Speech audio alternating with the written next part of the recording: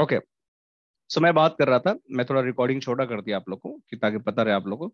तो मैं बात कर रहा था कि जब आपको फायरवॉल मिल गया, so how you are going to configure the firewall. So brand new firewall है, तो पहले तो आपको ये विजुअलाइज करना पड़ेगा कि मेरा फायरवॉल दिखती कैसी है।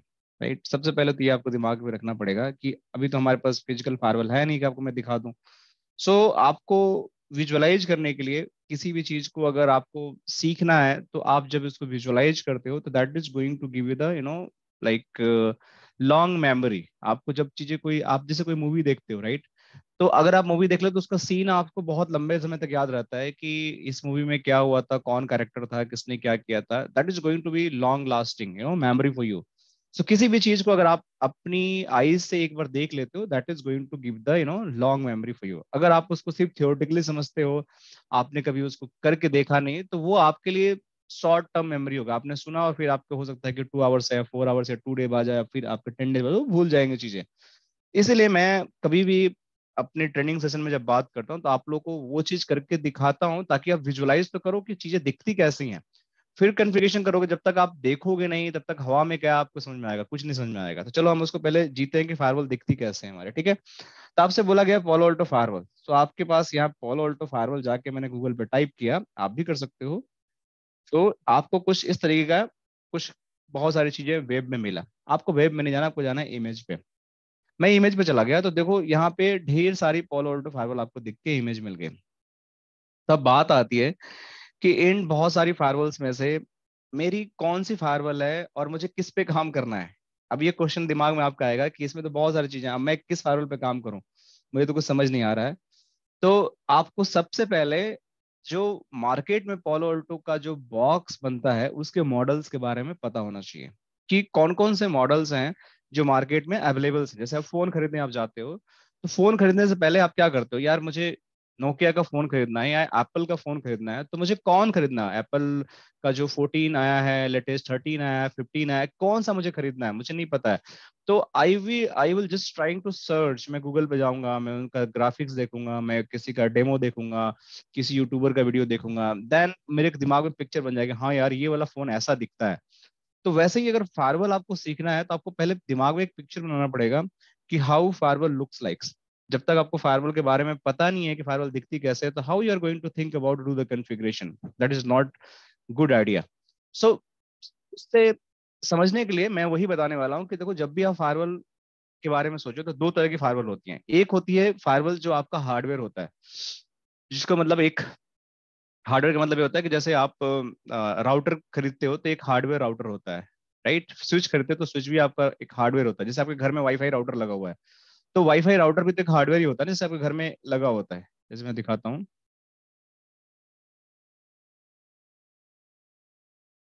Wifi routers. तो ये वाईफाई राउटर्स जब इसके इमेज में देखोगे तो ये सारे हार्डवेयर ही होते हैं। ये सारे राउटर आपके हार्डवेयर बेस ही राउटर्स हैं, कोई सॉफ्टवेयर इसमें है नहीं।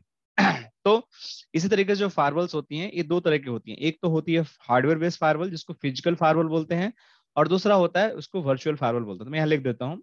अब एक एक चीज आपको समझना है कि फिजिकल फायरवॉल क्या होती है और वर्चुअल फायरवॉल क्या होती है। पहले इसके फिजिकल फायरवॉल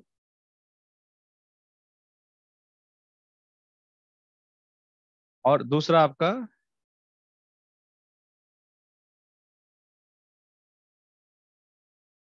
वर्चुअल फायरवॉल, ठीक है। तो ये दो तरह की फायरवॉल होती है, फिजिकल फायरवॉल, वर्चुअल फायरवॉल। तो ये जो डब्बे आप देख रहे हो ना यहाँ पे, ये डब्बा जो आप देख रहे हो, ये सब फिजिकल फायरवॉल। जितने भी आपका ये सब डब्बे देख रहे हो, ये सब फिजिकल फायरवॉल्स हैं। और वर्चुअल फायरवॉल कैसे होती है उसके बारे में हम बात करेंगे फिजिकल के बाद। सबसे पहले फिजिकल फायरवॉल के बारे में देखो कि फिजिकल फायरवॉल के मॉडल्स कौन कौन से मार्केट में अवेलेबल होते हैं। सो जब मैं फिजिकल फायरवॉल के बारे में बात करता हूँ, तो देखिए सबसे जो छोटा बेबी मॉडल होता है फिजिकल फायरवॉल का, वो उसको बोलते हैं पोलो ऑल्टो 220 फायरवॉल। ये दो मॉडल आते हैं, PA 220 firewall, PA 220R firewalls. इसके बारे में हम थोड़ा बहुत समझने की कोशिश करेंगे डेटा सेट्स के माध्यम से कि इसमें क्या क्या फीचर होते हैं ऑल। बट आप पहले मॉडल समझो कि मॉडल क्या करते हैं। जब भी आप फायरवॉल खरीदने जाओगे, सबसे छोटा सबसे कम पैसे का फायरवॉल जो मिलेगा वो PA 220 मिलेगा। इससे कोई छोटा फायरवॉल है ही नहीं मार्केट में, ठीक है। तो इसके लिए आपको पे करना पड़ेगा, कुछ लाख रुपए पे करना पड़ेगा, तब जाके आपको ये फायरवॉल मिलेगा। हजार में नहीं मिलेगा, यू जस्ट हैव टू पे, मतलब मोटा अमाउंट देना पड़ेगा आपको, राइट। तो अब आपको ये समझना है कि क्या मुझे छोटा फायरवॉल खरीदना है कि बड़ा फायरवॉल खरीदना है। अब मैं कैसे डिसाइड करूंगा कि मुझे क्या खरीदना है? क्योंकि आप जब फायरवॉल खरीदने जाते हो तो you just have to think, जैसे आप कार खरीदने गए तो आपके पास बहुत सारे ऑप्शन है कि आप चाहो तो हैचबैक खरीद सकते हो, चाहो तो सीडान खरीद सकते हो, चाहो तो आप एसयूवी खरीद सकते हो। तो हैचबैक, सीडान, एसयूवी, या हो सकता है कि आप बहुत लग्जरी कार खरीद सकते हो, बीएमडब्ल्यू, ऑडी, जैगवार, मर्सिडीज, कुछ भी आप सोच सकते हो। जो भी दुनिया की सबसे बड़ी कार हो सकती है, टेस्ला की, जो भी सोच सकते हो खरीद लो आप उसको। लेकिन इतनी सारी कार्स हैं, लेकिन आपकी जो रिक्वायरमेंट में फिट होने वाली कार कौन सी है? एक तो रिक्वायरमेंट क्या क्या हो सकती है? रिक्वायरमेंट ये हो सकती है, जब आप कार खरीदने जाओ तो कार की रिक्वायरमेंट क्या हो सकती है कि आपके पास सबसे पहला रिक्वायरमेंट कि मतलब कि मेरे पास मनी कितना है, राइट? अगर आपके पास ड्रीम बहुत बड़ा है और पैसा ही नहीं है, so how you are going to buy? So आपका पॉकेट कितना अलाउ करता है, कि मनी कितना है, कॉस्ट कितना आपके पास है, ये एक बड़ा इंपॉर्टेंट फैक्टर होता है। फिर आपकी रिक्वायरमेंट होती है कि आपको रिक्वायरमेंट क्या चाहिए, राइट? चलो आपके पास पैसा भी है, लेकिन आपकी रिक्वायरमेंट क्या है, राइट? इस पे डिपेंड करता है, राइट? रिक्वायरमेंट के साथ साथ आपका मतलब जो उसकी अलग अलग फीचर होती है, जैसे आप कंसिडर करते हैं कि कार की सर्विस कैसी है, आफ्टर आफ्टर सेल उसकी सर्विस कैसी है, राइट? तो उसकी सर्विस होता है, उसका सर्विस का मेंटेनेंस कॉस्ट कितना है, right? So again it's part of the service cost. Service कैसा, कितने टाइम में सर्विस मिलता है, सर्विस कॉस्ट कैसा, तो बहुत सारे फैक्टर हो सकते हैं इसके। बट सबसे इंपॉर्टेंट है कि आपका कॉस्ट। अगर आपके पास कॉस्ट है, तब you can think about the hour, आपकी रिक्वायरमेंट क्या हो सकता है। कि आपको स्पोर्ट्स कार चाहिए होगा, राइट? हो सकता है कि आपको एक नॉर्मल कार चाहिए होगा जो आपको डेली ऑफिस के लिए, राइट, कम्यूट करने के लिए चाहिए। या हो सकता है कि आपको एक शोबाजी करने के लिए कार चाहिए, कि मैं आपके पास पैसे हैं तो भैया मैं बड़ा फैंसी सा थार और खरीद लूं और लोगों को दिखाऊं कि भाई मैं बड़ा पैसे वाला हूँ और मेरे पास टसन है, मैं ये करता हूँ। तो डिपेंड करता है कि what you want to do that with your money. So ऐसे ही फायरवॉल जब भी आप खरीदने जाते हो तो ये टोटली डिपेंड करता है कि आप फायरवॉल कौन सा खरीदो और आपके पास पैसा क्या है, किस तरह का पैसा है, और कितना आप पैसा इन्वेस्ट करना चाहते हो और किस तरह की सर्विसेज आपकी चाहिए। तो हो सकता है कि आपके ऑफिस में जो है, राइट, ऑफिस दो तरह की होती हैं। हो सकता है एक ऑफिस आपका बहुत छोटा हो और एक ऑफिस आपका मीडियम हो और एक बहुत बड़ा हो, राइट? तो ये आपका स्मॉल ऑफिस हो गया, राइट? ये आपका मिड साइज ऑफिस हो गया, राइट? और ये आपका लार्ज साइज ऑफिस हो गया। सो ये तीन तरह के आपके ऑफिसेस हो गए। तो क्या मैं तीन तरह के ऑफिसेस के लिए हम एक ही फार्मूला यूज करेंगे? The answer is no. देखो, हर चीज का अलग अलग रिक्वायरमेंट हो सकता है कि यहाँ पे आपके स्मॉल ऑफिस, यहाँ पे 50 यूजर्स आपके बैठते हो, राइट? यहाँ पे हो सकता है कि यहाँ पे आपके 500 यूजर्स बैठते हो, राइट? और हो सकता है कि यहाँ पे आपके 5000 यूजर बैठते हो। सो इट टोटली डिपेंड करता है कि आपकी लोकेशंस क्या है और किस टाइप के यूजर आपके लोकेशन पे आपके आकर बैठते हैं। तो क्या मेरा 500 और 5000 और 50 यूजर के लिए सेम फार्मूला चाहिए? The answer is no. अगर आपके ज्यादा यूजर हैं तो आपको ज्यादा प्रोसेसिंग वाला फायरवॉल चाहिए। अगर आपके कम यूजर हैं तो कम प्रोसेसिंग वाला फायरवॉल चाहिए। कम प्रोसेसिंग मतलब इसके फीचर्स होते हैं, किस टाइप की स्पीड आपकी हैंडल कर सकती है फायरवॉल, कितने आपके कनेक्शन इसमें बन सकते हैं, कितने आपके आईपी-सेक टनल बन सकते हैं, कितने आपके राउटर इसमें मिल सकते हैं। तो बहुत सारे पैरामीटर्स, कितना इसका थ्रूपुट इसका मिल सकता है। तो हो सकता है कि आपका जब स्मॉल ऑफिस हो तो आपका यहाँ पे पीए 220 से काम चल जाए। हो सकता है ऐसा कि भाई छोटा सा यूजर है, मेरे को ज्यादा कॉस्ट नहीं देना है, छोटा फायरवॉल मैं खरीद लेता हूँ, 50 यूजर पे मेरा काम हो गया, कोई दिक्कत की बात नहीं है। लेकिन अगर बड़े यूजर पे आप जाते हो तो आपको फिर थोड़ा सा पैसा भी खर्च करना पड़ेगा, क्योंकि आपको बड़ी फायरवॉल खरीदनी पड़ेगी। क्योंकि हो सकता है कि ये जो फायरवॉल है पीए 220, वो आपके 500 यूजर को, ट्रैफिक को सही तरीके से मैनेज ना कर पाए, तो आपको पीए 820 हैंडल करना पड़ेगा या 320 हैंडल करना पड़ेगा, कुछ भी करना पड़ेगा आपको, लेकिन करना पड़ेगा। जस्ट टेक एज एग्जाम्पल, पीए 320 फायरवॉल। आपको इसकी कॉस्ट भी ज्यादा हो जाएगी, इसके फीचर भी बढ़ जाएंगे, जैसा पैसा डालोगे वैसा आपके फीचर एक्स्ट्रा मिलते जाएंगे और उतना ही पावरफुल फायरवॉल आपको मिलती जाएगी। फिर जैसे जैसे आपके 5000 यूजर गए, तो हो सकता है कि आप इसके लिए 5280 फायरवॉल आप खरीदो, या हो सकता है कि इसके लिए आप 7050 फायरवॉल आप खरीदो। जब से टॉप मॉडल फायरवॉल आपको, जैसे पी है आपके 7050 फायरवॉल। सो ये टोटली डिपेंड करता है कि रिक्वायरमेंट कैसी है, आपको किस टाइप की सर्विसेज चाहिए, तो किस टाइप की आपको हार्डवेयर खरीदना पड़ेगा। तो ये जो बिग फायरवॉल्स होती हैं basically they are going to install in data centres, जो बहुत आपके कोलो लोकेशंस होती हैं, जो आपके ब्रांच लोकेशंस होती हैं जहाँ पे बहुत सारे यूजर बैठे होते हैं। सो वहां पे आप ऐसी फायरवॉल्स को आप लगाते हो। नॉर्मली हम छोटे ऑफिसेज के अंदर क्या लगाते हैं, हमारा PA-820 या बहुत स्मॉल ऑफिस है जो DR या रिमोट लोकेशन पे है, तो वहां पे हम बेसिकली क्या लगाते हैं कि PA-220 लगा देते हैं। और इसके अलावा जो हमारा लोकेशंस होती हैं, जो मिड रेंज के लोकेशन होती हैं जहाँ पे हमारे अच्छे यूजर्स होते हैं, वहां पे हम 320 लगाते हैं। टोटली डिपेंड करता है कि आपका जो नेटवर्क आर्किटेक्ट होता है, सिक्योरिटी आर्किटेक्ट होता है, वो आपकी नेटवर्क की रिक्वायरमेंट को अंडरस्टैंड करते हैं, किस टाइप की एप्लीकेशन चलानी है, कितने यूजर बैठने हैं, किस टाइप की बैंडविड्थ लेनी है, कितनी टनल बनानी है, कितने सेशन पर एप्लीकेशन हो सकते हैं। तो वो सब एनालाइज करने के बाद बहुत केयरफुली, ठीक है, तब वो डिसाइड करते हैं कि आपको आपको रिमोट VPN भी चाहिए तो कितने यूजर हैं VPNs के लिए। तो वो सब डिजाइन को अंडरस्टैंड करने के बाद then they are going to carefully decide कि मुझे कौन सा मॉडल का फायरवॉल आपको लगाना पड़ेगा। तो हर एक फायरवॉल का अपना अपना खुद का डेटा शीट्स होती है। मैंने कुछ कुछ स्निप यहाँ पे डाल रखा है, but if you want to go in the very detail, so आपको इंटरनेट पे हर एक फायरवॉल के डेटा शीट आपको मिल जाएंगे। जैसे मैं एक चीज दिखाता हूँ आप लोग को, जैसे प्लेटफॉर्म है, देखिए हर एक फायरवॉल का कुछ ना कुछ आपका इसमें बहुत सारी चीज डेटा सेट में दिया हुआ है कि आपका हार्डवेयर स्पेसिफिकेशन क्या है, परफॉर्मेंस क्या है, ठीक है, कैपेबिलिटीज क्या है। तो डिफरेंट डिफरेंट फायरवॉल का बारे में मतलब ये भी एक स्निपी है जिसको आप रेफर कर सकते हो। But if you want to go in very detail, so हर एक इंडिविजुअल प्रोडक्ट का आप इसमें जाके कंपेयर कर सकते हो और आप उसको अंडरस्टैंड कर सकते हो। बट अगर आपको इतना ही आता है, सपोज करो कि जो इसमें मैंने डाल रखा है, that is fair enough to just understand the firewall. इसमें क्रस है, बेसिकली आपको पूरी डेटा सेट पढ़ने की जरूरत नहीं है। इसमें सब कुछ है कि फायरवॉल की मैक्सिमम थ्रूपुट कितनी होगी, एप्लीकेशन आईडी की, जो नॉर्मल थ्रेड प्रिवेंशन की, आपकी VPN बनाओगे तो कितनी स्पीड की VPN चलेगी, कितने सेशन मैक्सिमम में बना सकते हो, कितने सेशन पर सेकेंड प्रोसेसिंग हो सकते हैं, कितने आप VPN टनल बना सकते हो IPsec की, कितने आप रिमोट यूजर VPN बना सकते हो जो ग्लोबल प्रोटेक्ट के थ्रू आप करते हैं, कितने आप वर्चुअल राउटर बना सकते हो, कितने आप BSYS मींस कितने स्प्लिट कर सकते हो फायरवॉल को मल्टीपल फायरवॉल में, कितने जोन्स बना सकते हो, कितने सिक्योरिटी पॉलिसी बना सकते हो। तो जितना बड़ा फायरवॉल उतने नंबर बड़े हो जाएंगे, जितना छोटा फायरवॉल उतने नंबर आपके छोटे हो जाएंगे। राइट, सो वही बात है कि जितना पैसा डालोगे उतना ही आपको चीजें बढ़िया मिलेगी और वो अच्छी चलेंगे।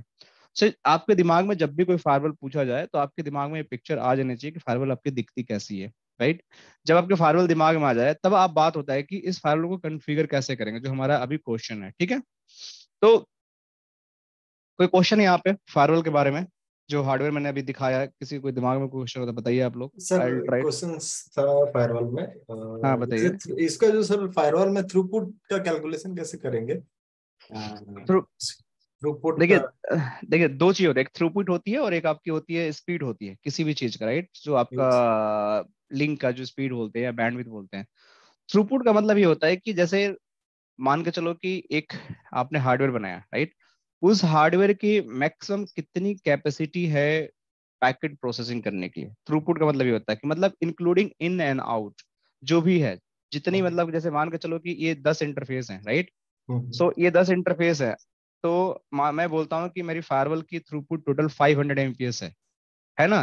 तो ये 10 इंटरफेस के थ्रू टोटल जो प्रोसेसिंग कर सकती है पैकेट की फायरवॉल, वो 500 MPS कर सकती है through out the all the interfaces. This is the throughput of the firewall. या ओके। फिर किसी एक इंटरफेस से भी कर सकती है, बाकी इंटरफेस फिर आपकी यूजलेस, मतलब वो प्रोसेसिंग उस समय नहीं कर पाएंगे, वो उस समय यूज नहीं कर पाएंगे, उसमें प्रॉब्लम आएगी फिर। तो टोटल थ्रूपुट मीन्स कि टोटल उसके बैक प्लेन कैपेसिटी कितना वो आपको मतलब कर सकते हैं। जैसे किसी बंदे की पूछा जाए कि इसकी मैक्सिमम पावर कितनी है, तो मैं बोलता हूँ कि ये बंदा 60 kg का वेट उठा सकता है, दैट इज हिज थ्रूपुट। उससे ज्यादा नहीं उठा सकता, वो उसकी ओके। थ्रूपुट हो गई। Right, so this is his throughput कि वो उससे ज्यादा वेट उठा ही नहीं सकता है। उससे नीचे तो कुछ भी कर लेगा, उसे अलग अलग वेट उठा लो, लेकिन 60 kg से ऊपर उसको बोलूंगा तो ही is not going to do that. So this is how the throughput is going to design for any hardware. So हर एक हार्डवेयर की लिमिटेशंस होती है। हार्डवेयर जब बनाते हैं, जैसे कार बनाते हो तो कार का मैक्सिमम स्पीड कितना हो सकता है, मैक्सिमम थ्रूपुट कितनी हो सकती है, तो 200 किलोमीटर पर आवर चल सकती है। राइट, लेकिन उसमें डेंजर होता है, कोई जी। चलाता नहीं है। सो इस तरीके से जब सिस्टम डिजाइन होता है तो उसको लैब में टेस्ट किया था। लैब में बताया जाता है कि this is going to give that much throughput, but realistic उतना होता नहीं है, उससे कम ही होता है जब भी होता है। तो आपको हमेशा इसको कंसिडरेशन में रखना पड़ेगा। Hope I answer right. Okay, thank you sir. Welcome Ranjit ji. So अब हमारे पास जो बात आती है कि how I am going to configure the firewall, right. So firewall की जब कॉन्फ़िगरेशन की बात आती है, जो मेन एजेंडा है हमारा आज क्लास का, जो अभी तक हमने डिस्कस नहीं किया, सबसे पहले आपको ये विजुअलाइज करना पड़ेगा कि जो फायरवॉल होता है, राइट, वो बेसिकली दिखता कैसा है और उसके अंदर क्या क्या कंपोनेंट होते हैं, राइट। सो उसके बारे में पहले समझो। जैसे सबसे छोटा फायरवॉल ये है, राइट। तो इस फायरवॉल में देखो, अगर आपको फायरवॉल ये मिल जाएगा तो कुछ फायरवॉल आपको इस तरीके से दिखेगा, कुछ ब्लू कलर का बॉक्स होगा और इसके अलग अलग पोर्ट्स होंगे। देख रहे हो आप, ये कुछ खरीदने के लिए आ रहा है, मुझे खरीदनी नहीं है। तो ये जो आपका जो फ्रंट पैनल बेसिकली जो है, इस फ्रंट पैनल में अगर आप देखते हो, इस फ्रंट पैनल के अंदर कुछ इस तरीके की कुछ आपको ग्राफिक्स मिलेगा। आप अगर लाइव फायरवॉल देखोगे ओरिजिनल तो भी, और जो फोटो में देख रहे हो तो भी, दोनों का सेम कॉन्सेप्ट आपको मिलेगा। It is not going to be change, ठीक है। तो अगर आप फायरवॉल अगर आपको सामने ऐसा रख दिया जाए और जैसे आप, हाँ, गुइनेट के ऑफिस में अवेलेबल हो, वहां पे फायरवॉल लगी हुई है, तो आपके सामने ऐसे ही फायरवॉल रख दिया जाए तो ऐसे ही दिखेगा जैसे फोटो में दिखा रहा हूँ, इससे कोई चेंजेस नहीं होगा, राइट। सेम टू सेम आपको ऐसी फायरवॉल दिखेगी। लेकिन आपको समझ में क्या है, ये बड़ा इंपॉर्टेंट है कि आपको फायरवॉल अगर देखने को मिल जाए, आप जाते हो ऑफिस वाले में बोलते हैं कि फायरवॉल जाके लगा दो बॉस, लेकिन आपको समझ में तो आना चाहिए कि दिख रहा है जो मेरे पिक्चर में, इसका मतलब क्या है। I am able to read. जैसे आपको कोई ब्रांड न्यू कार खरीद के दे दिया गया, राइट। सो आपको बोला गया कि कार में बैठते ही कि ये सामने क्या दिख रहा है, तो आपको ये नहीं बताया कि स्टीयरिंग क्या होता है, क्लच क्या होता है, गियर क्या होता है, राइट, आपका डैशबोर्ड क्या होता है, सीट बेल्ट क्या होता है। तो मतलब आपके लिए बड़ा एक सिचुएशन अजीब से हो जाएगी, राइट। सो इस केस में भी आपको ये पता होना चाहिए कि फायरवॉल के जो कंपोनेंट्स हैं वो क्या होते हैं और इसका मतलब क्या होता है। कुछ कंपोनेंट्स होते हैं हर एक फायरवॉल में आपका सेम होता है। जैसे क्या कंपोनेंट होता है, मैनेजमेंट पोर्ट, कंसोल पोर्ट, ये अलर्ट्स, यूएसबी, ये सारे सेम होते हैं। कुछ चीजें हैं जो चेंज हो सकती है, जैसे पोर्ट नंबर इसमें बहुत कम है, अगर बड़ी फायरवॉल होगी तो हो सकता है पोर्ट नंबर बहुत ज्यादा हो जाए, राइट। और कुछ एडवांस फीचर भी इसमें ऐड हो जाए क्योंकि पोर्ट में आपका कुछ हाई स्पीड के पोर्ट्स भी इंट्रोड्यूस हो जाए, लेकिन जो overall concept is going to be happen वो सेम रहेगा। तो अगर ये PA200 सीरीज की फायरवॉल है जिसको PA220 बोलते हैं, इस पोलो अल्टो फायरवॉल के बीच में देखिए ये सारे पोर्ट्स हैं 1 to 8 तक। इस पोर्ट में हम क्या कनेक्ट कर सकते हैं, इस पोर्ट में आप दो तरह कनेक्शन कर सकते हो, या तो इसके अंदर आप लैन कनेक्ट कर सकते हो, या तो इसके अंदर आप वैन कनेक्ट कर सकते हो। लैन मतलब क्या, मीन्स वैन मतलब क्या, आपका इंटरनेट का कनेक्शन, इंटरनेट कनेक्शन कर सकते हो, इसी पोर्ट्स के अंदर होता है। या फिर इस पे आप लैन कनेक्शन, लैन मतलब आप स्विच की कनेक्टिविटी एक्सटेंड आप कर सकते हो, इस पे स्विच की कनेक्टिविटी को भी आप एक्सटेंड कर सकते हो। दिस इज एब्सोल्युटली पॉसिबल, इसमें कोई दिक्कत की बात नहीं है। सो आप लैन भी कर सकते हो, आप स्विच की कनेक्टिविटी को भी एक्सटेंड कर सकते हैं, राइट। ये पोर्ट्स ये नहीं बोलेगा कि मैं इस पोर्ट पे ही वैन होगा, इस पोर्ट पे लैन होगा, ये आपकी चॉइस होगी। किसी पोर्ट को आप लैन के लिए यूज कर लो, किसी पोर्ट के लिए वैन के लिए यूज कर लो। इन सारों को ही, सिर्फ इसको नहीं यूज करना है, इसको नहीं यूज करना है, इसको नहीं यूज करना है, इसको नहीं यूज करना है, ठीक है। ये स्पेशल पर्पस के पोर्ट्स हैं। तो जो आपके ऐसे नंबरिंग वाले पोर्ट्स हैं जिसपे कुछ नहीं लिखा हुआ है, they are going to use for the LAN और वैन। ये किसी भी पोर्ट को किसी भी तरीके से आप यूज कर सकते हो, there is no limitations. Clear, इतनी बात आप लोगों को समझ में आई? ये चाहे PA200 फायरवॉल हो, PA5000 फायरवॉल हो, PA7000 सीरीज फायरवॉल हो, PA3000 सीरीज फायरवॉल हो, PA800, 400, कोई भी सीरीज का फायरवॉल हो, ये concept is going to remain same, ठीक है। अब बात आती है कि हमारे पास ये तो लैन वैन पोर्ट कनेक्शन करने के लिए हमारे पास फीचर हैं, अवेलेबल हैं, जिसको हम यूज कर सकते हैं। लेकिन अगर मैं बात करता हूँ कि ये मेरा मैनेजमेंट पोर्ट और कंसोल पोर्ट, यूएसबी पोर्ट, इनका क्या मतलब होता है और अलर्ट्स के क्या होते हैं। तो सबसे पहले आप लोग अलर्ट समझो कि अलर्ट्स का मतलब ये होता है कि जो एलईडी स्टेट्स होते हैं, राइट। सो एलईडी स्टेट्स आपको ये बताते हैं, 3 कलर में होंगे, या तो ये ग्रीन होंगे, या तो ये एम्बर होंगे, या तो ये रेड होंगे, राइट। सो ये जब ग्रीन होंगे, राइट, जब भी ये ग्रीन होंगे तो मतलब सब कुछ आपका सही है, राइट, सब कुछ आपका सही है। लेकिन अगर ये आपके, मैं यहाँ लिख देता हूँ, अगर ये एलईडी आपके ग्रीन है, दैट मीन्स ऑल गुड। अगर ये आपके एम्बर हैं, so something, some action, some action required, but not very urgent. ठीक है, अगर ये आपका रेड है, that means critical.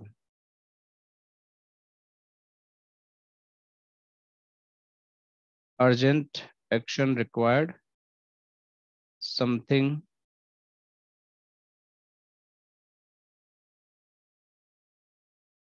Goes down और ऑलरेडी डेड।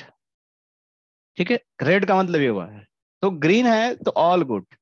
तो अगर आपका एच ए स्टेटस ग्रीन है, तो समझो कि आपका हाई एबिलिटी, एच ए का मतलब होता है हाई एबिलिटी, जो हम आप बाद में पढ़ेंगे कि हाई एबिलिटी कैसे करते हैं, हमारा एक मॉड्यूल है डेडिकेटेड, तो आप लोग टेंशन मत लेना। हाई एबिलिटी के बारे में हम पूरा डिटेल में 2 चैप्टर पढ़ेंगे इसमें। देखिए यहाँ पे दिखा देता हूँ ताकि आप लोगों को पता रहे। सो यहाँ पे आपका high ability, active passive, active active, ये सारी चीज हम पढ़ेंगे अपने मॉड्यूल में। तो ये भी एक फीचर होता है जो फार्मल के अंदर पता होना चाहिए। अगर ये इसमें कुछ प्रॉब्लम आती है तो ये just have to take care कि भाई हाई एबिलिटी होता क्या और इसका कैसे इसको कॉन्फ़िगर करते हैं, कैसे ट्रबल शूट करते हैं। तो अगर कोई चीज़ अगर डाउन हो जाती है हाई एबिलिटी का, तो आपको यहाँ पे एक्शन मिलेगा। स्टेट्स, कि फायरवॉल के स्टेट्स क्या है, राइट, कोई अलार्म है, टेम्परेचर हाई है, पावर का, तो अलग अलग आपके एलईडी स्टेटस हैं और उसकी 99% केस में आपका ये ग्रीन होने चाहिए।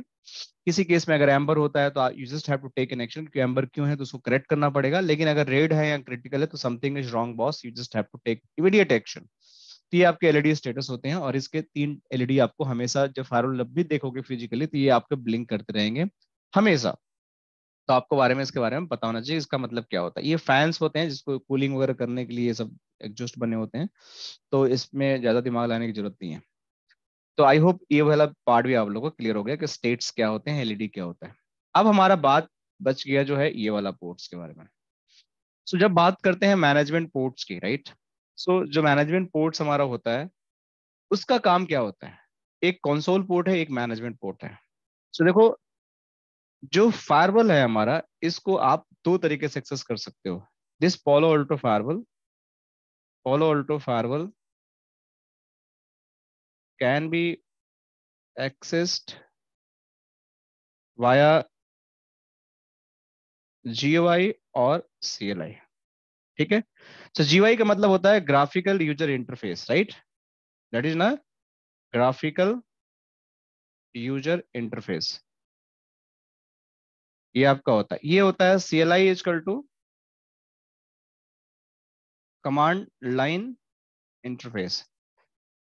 सो जो गुइनेट है हमारा, that is again based on the this graphical user, क्योंकि हमारा नेटवर्किंग जो चेंज हो रहा है, GUI net is called to graphical user interface networking, right. So आजकल डेट में हम हर चीज कर रहे हैं ऑन, क्या बोलते हैं, सब कुछ हम बात करते हैं, सब कुछ ग्राफिकल, चाहे एसडीएन के बारे में बात करो, चाहे आप पॉलोल्टो के बारे में बात करो या सैसी के बारे में बात करो, सब कुछ आपका ग्राफिकल पे चला गया है। सीएलआई का ऑलमोस्ट खत्म हो गया है यहाँ से। तीसरी आपको हम ज्यादा से ज्यादा जो ट्रेनिंग फोकस करते हैं, that is a graphical user interface, इसलिए हमने कंपनी का नाम भी सोच समझ के रखा है कि GUI net is the graphical user interface networking, right. So जहाँ पे हम सब कुछ ग्राफिकल पे ज्यादा हम फोकस करते हैं, सीएलआई पे करते हैं नो डाउट कि हम राउटिंग स्विचिंग के बारे में बात करते हैं, फायरवॉल भी कॉन्फ़िगर करते हैं, बट मोर अबाउट द ग्राफिकल्स, क्योंकि यही फ्यूचर है। तो हमेशा आप फ्यूचर की तरफ सोचते हो कि ना कि पास्ट के बारे में सोचते हो। You just inherit the past concept लेके आते हो, बट जो डिमांड होती है मार्केट को, आपको उसी हिसाब से चलना पड़ता है। तो अब करना क्या है कि जब आप इस फायरवॉल को बेसिकली आप जब एक्सेस करना चाहते हो ग्राफिकल यूजर इंटरफेस के थ्रू, तो आपको इस मैनेजमेंट पोर्ट से एक्सेस करना पड़ेगा, राइट, जीयूआई से एक्सेस करना पड़ेगा। जब इस फायरवॉल को आपको एक्सेस करना है कमांड लाइन इंटरफेस से, तो आपको कंसोल से एक्सेस करना पड़ेगा, राइट। 2 तरीका है, ठीक है, या तो आप कंसोल ले लो फायरवॉल की, जो इनिशियल स्टेज के बारे में बात कर रहा हूँ, इसको हम रिमोट एक्सेस भी ले सकते हैं थ्रू द एसएसएच एंड पट्टी सेशन, टेलनेट कर सकते हैं इसको हम लोग, वो भी आपका सीएलआई होगा। एसएसएच भी कर सकते हैं, लेकिन अगर इनिशियली आपको फायरवॉल को एक्सेस करना है, बिल्कुल ब्रांड न्यू फायरवॉल है and you just have to access this firewall, तो आपको बेसिकली अगर आपको सीएलआई से एक्सेस करना है तो you just have to take the console access. अगर आपको जीयूआई से एक्सेस करना है तो आपको वहां पे मैनेजमेंट एक्सेस लेना ही पड़ेगा, देयर इज नो चॉइस। ठीक है। तो कोई भी अगर आपसे पूछे कि मैनेजमेंट पोर्ट का काम क्या होता है, तो आपको हमेशा याद रखना पड़ेगा मैनेजमेंट पोर्ट से हम जीयूआई एक्सेस लेते हैं। ठीक है, इतनी आपको समझ होनी चाहिए। बाकी चीज मैं अभी करके दिखाता हूँ सारा कुछ लैब के अंदर। कंसोल पोर्ट का मतलब ये होता है कि आप उसके अंदर कंसोल पीसी से, मतलब not console PC sorry for that, means console आपका जो आपका केबल होता है उसको आपको पीसी में कनेक्ट करना पड़ता है। समझ के मान के पीसी आपकी, और इसके अंदर आपको इस फायरवॉल के पोर्ट से कंसोल केबल से कनेक्ट करके फिर आपको इसको सीएलआई एक्सेस लेते हो, तो that is known as the console. अब ये कंसोल आपके दो तरीके के हो सकते हैं, एक आप टाइप सी कनेक्टर से भी ले सकते हो या आप इसको RJ45 कन्वर्टर के थ्रू भी ले सकते हो। Both option are available here. ठीक है, आप किसी भी तरीके से आपके कंसोल इसको ले सकते हैं। तो ये तीन पोर्ट्स की आपकी फंक्शनलिटी समझ में आ गई। चौथा पोर्ट है यूएसबी। अब यूएसबी पोर्ट्स में सिंपल आप यूएसबी ड्राइव से आप इसके अंदर लॉक्स को, मतलब फायरवॉल से लॉक्स को कॉपी कर सकते हो, आप iOS वर्जन को कॉपी कर सकते हो, किसी फाइल्स को आप कॉपी कर सकते हो, रिमूव कर सकते हो यूएसबी ड्राइव लगाकर, तो ये भी एक पॉसिबल है। तो ऐसा फायरवॉल दिखता है, और ऐसे ही फायरवॉल के अंदर आपको डिफरेंट डिफरेंट पोर्ट्स की इंफॉर्मेशन दिखती है, जो आप बेसिकली किसी भी टाइप की फायरवॉल पोलो ऑटो को लो तो वहां पे आपको ऐसी ही चीज देखने को मिलती है, और यहाँ पे आप ऐसी ही चीजों को कॉन्फ़िगर करते हो। ठीक है, कोई क्वेश्चन इन सब से जो डैशबोर्ड में हमें फायरवॉल दिख रहा है, किसी का भी कि मुझे नहीं समझ आया कि फिजिकल फायरवॉल कैसा दिखता है, ट्रस्ट में दिस इज द फायरवॉल जो आप मेरे आंखों के सामने देख रहे हो, यही फिजिकल फायरवॉल है। अब आप लोग सारे वर्चुअल इन्वायरमेंट में हैं, तो मैं आपको ऑफिस से दिखा नहीं सकता हूँ, बट अगर मैं कैमरा से दिखाऊंगा भी तो भी ऐसा ही दिखेगा। इट इज सेम, कुछ भी इसमें चेंजेस नहीं है, कुछ ऐसा नहीं कि मैंने अपने आप से बनाया है। This is something the actual diagram जो पालो अल्टो प्रोडक्ट टीम ने बनाकर यहाँ पे पेस्ट किया है आप लोगों को विजुअलाइज करने के लिए या सेल करने के लिए। ठीक है, तो आप लोग बताइए कि इसमें से कोई क्वेश्चन है? Management port, console port, normal port, USB port, states क्या होते हैं, क्या सबको क्लियर है? सर वी आर सही। गुड। यूएसबी पोर्ट है, इससे पेन ओएस अपडेट भी कर सकते हैं क्या सर इसमें? हाँ, कॉपी कर सकते हैं आप इस रिपोर्ट से, फाइल्स, पैन ओएस, लाइसेंस, सब कुछ कॉपी कर सकते हैं इसके इस रिपोर्ट से।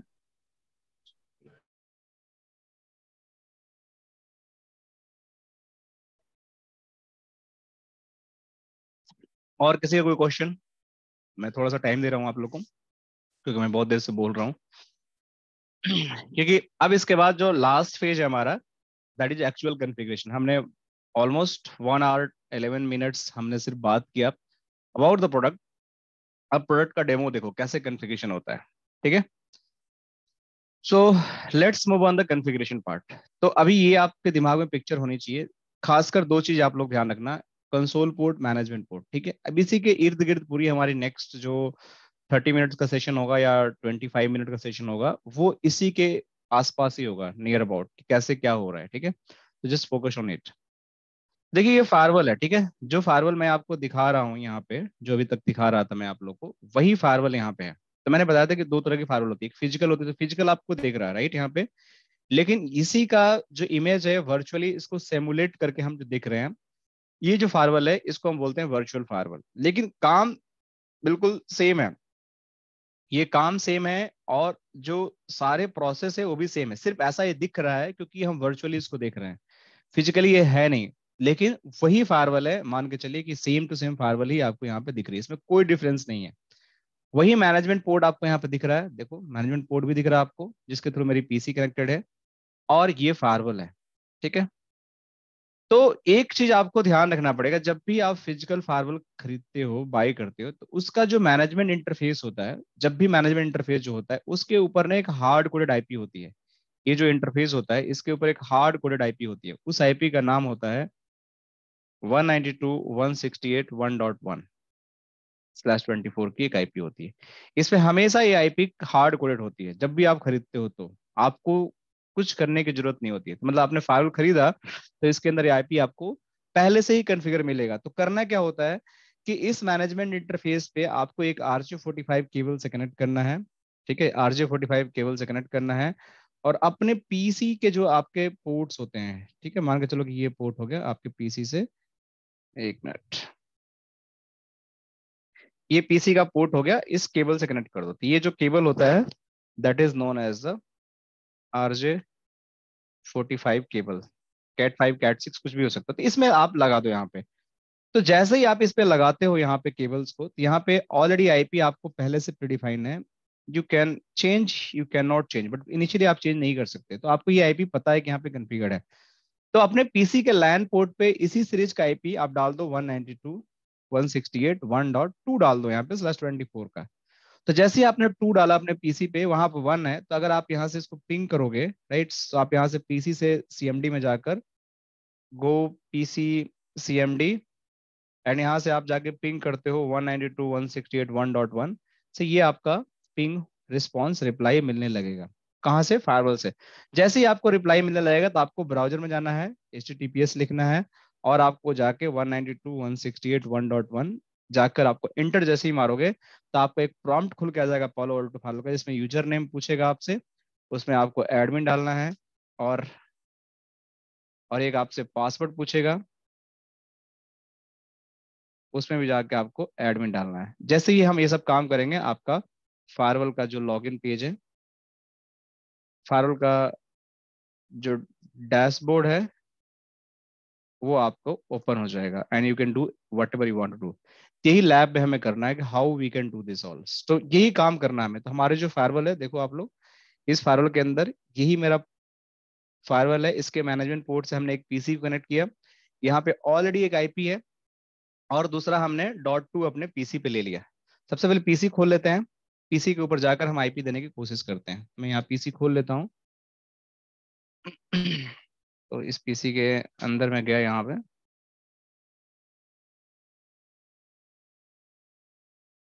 और इसको मैं थोड़ा सा इंटरफेस पीसी का सही कर लेता हूँ।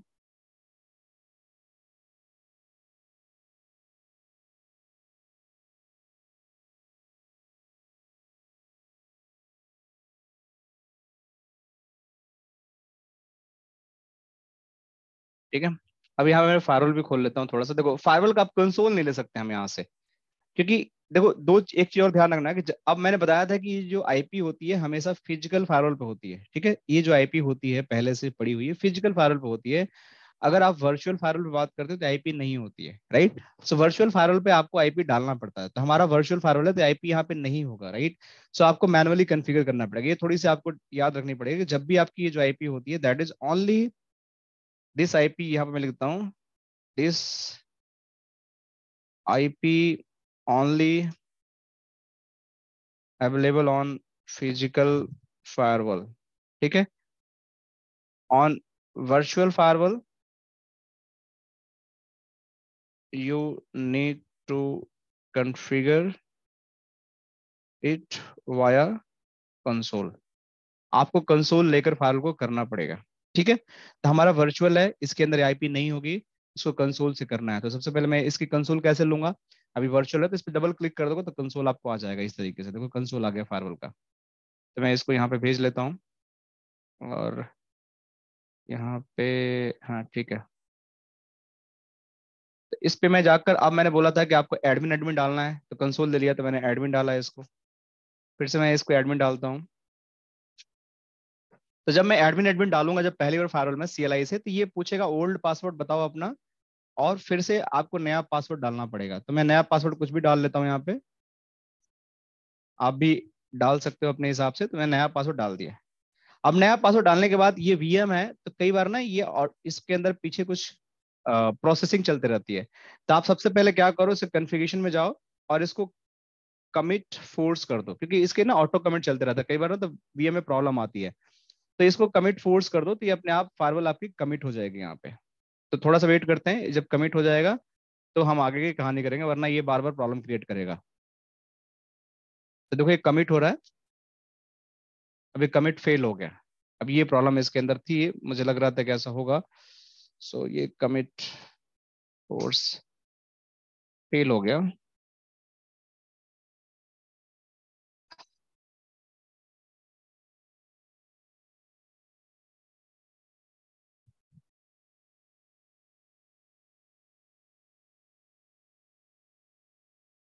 अच्छा एक पे देखता हूँ, सेट डिवाइस सिस्टम, मैं एक बार ट्राई करता हूँ इसमें कुछ करके, सिस्टम टाइप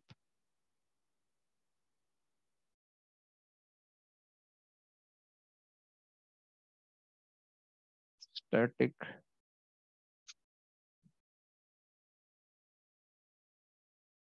कमिट फोर्स। नहीं तो मैं रिस्टार्ट करना पड़ेगा फायरवॉल को, क्योंकि इसमें प्रॉब्लम आ रही है कुछ। You just have to restart it, थोड़ा सा टाइम लगेगा इसमें।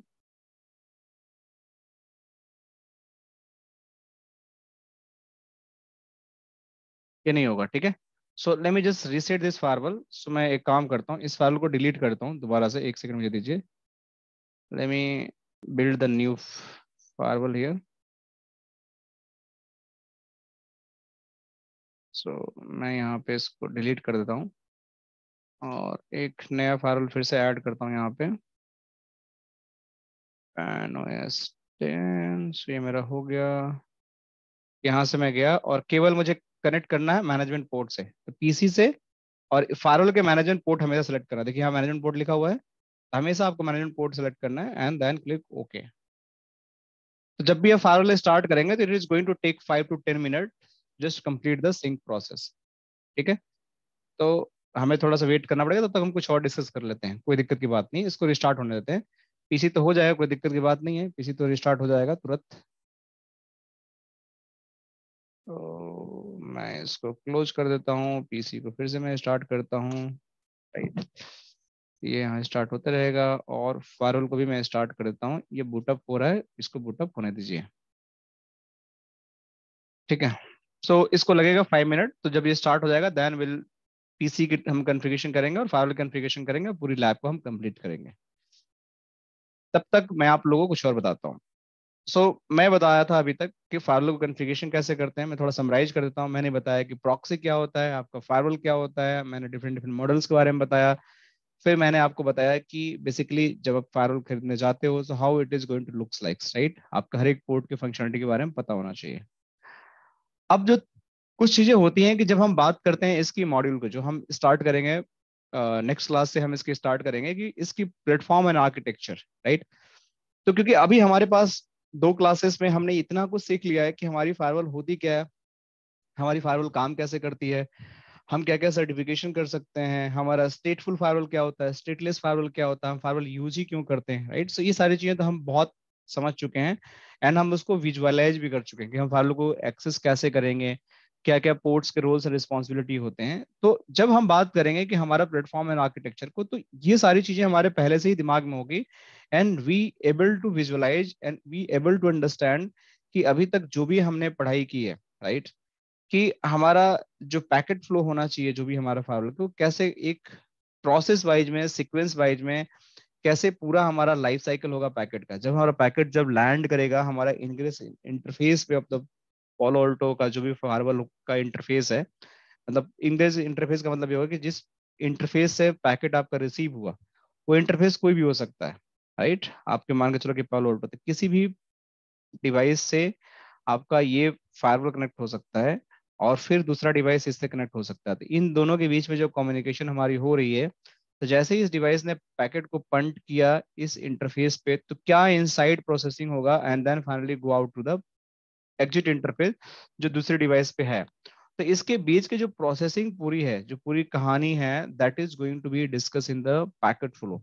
इस पैकेट फ्लो के अंदर हम एक एक स्टेप्स को डिस्कस करेंगे कि मेरा पैकेट का लाइफ साइकिल कैसा है, इनग्रेस स्टेज में क्या होना है, हमारा फायरवॉल स्टेज में क्या होना है, हमारा स्लो पाथ में क्या होना है, हमारा फास्ट पाथ में क्या होना है, राइट। हमारी एप्लीकेशन आइडेंटिफिकेशन क्या होती है, कंटेंट टाइप आइडेंटिफिकेशन क्या होती है, एंड फाइनली हमारा पैकेट कैसे इग्रेस इंटरफेस में जाता है। ये हमारे लिए एक डेडिकेटेड क्लास चाहिए, उसके अंदर हम पूरी life cycle of the polo Alto firewall के जो पैकेट फ्लो होगा उसको हम समझने की कोशिश करेंगे साथ में। एंड ट्रस्ट में, जब हम इसको, ये हमारा डे 1 का मॉड्यूल है, अभी तक हमने डे 1 स्टार्ट ही नहीं किया है, अभी तक सिर्फ हम डे 0 में डेमो में बात कर रहे हैं कि हमारी बेसिक अंडरस्टैंडिंग, क्योंकि पढ़ाई करने से पहले आपको एक अच्छा फाउंडेशन, जो भी आपकी जो टेक्नोलॉजी की समझ है वो होनी चाहिए, कि भाई आप कितना कंफर्टेबल है उस टेक्नोलॉजी को एक्सेप्ट करने में।